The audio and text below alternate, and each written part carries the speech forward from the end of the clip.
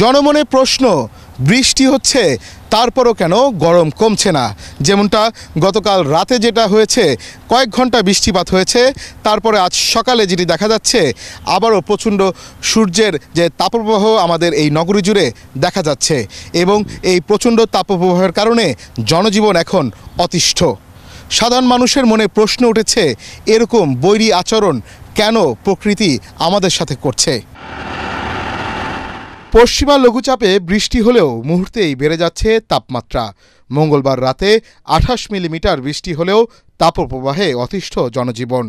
পশ্চিমা লঘুচাপের প্রভাবে বৃষ্টি হয়, তখন কিন্তু এই বৃষ্টিটা ক্ষণস্থায়ী বৃষ্টি হয়, অর্থাৎ স্বল্প সময়ের মধ্যে বজ্রসহ বৃষ্টি হতে থাকে। এই বৃষ্টিপাতটা কিন্তু উল্লেখযোগ্যভাবে তাপমাত্রা কমাতে খুব একটা সহায়তা করে না। অন্যদিকে বাতাসে জলীয় বাষ্পের পরিমাণ বেশি থাকার কারণে যেহেতু রাতে বৃষ্টি হয়ে যাওয়ার পরেও দিনের বেলায় কিন্তু আকাশ পরিষ্কার এবং সূর্যের দেখা মিলছে, ফলে তাপমাত্রা খুব দ্রুত আবার বৃদ্ধি পাচ্ছে। এবং সেই সাথে যেহেতু বাতাসে জলীয় বাষ্পের পরিমাণ বেশি, মানুষের মধ্যে বাতাসের তাপমাত্রা যেরকম আছে তার চেয়ে ফিলিং টেম্পারেচারটা একটু হলেও বেশি মনে হয়। যেমন তাপমাত্রা গতকালকে ছিল, আমরা যদি দেখি 36.8 ডিগ্রি সেলসিয়াস ছিল, কিন্তু মানুষের মধ্যে ফিলিং টেম্পারেচারটা ছিল তার চেয়েও বেশি।